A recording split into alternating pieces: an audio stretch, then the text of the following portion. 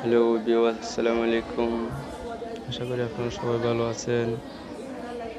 আমি মোহাম্মদ জিয়াউল হক কক্সবাজার মিডিয়া থেকে আপনাদের এমন একজনকে নিয়ে হাজির হচ্ছি, সেই কোরআন হাফেজ।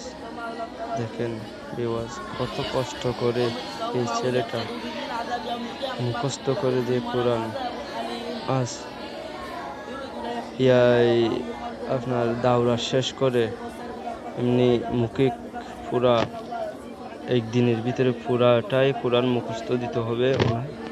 উনি দিতেছেন, উনি হচ্ছেন আমার ভাগনা। আপনারা সবাই ওনার জন্য একটু দোয়া করবেন, উনি যেন সুস্থভাবে দিতে পারে।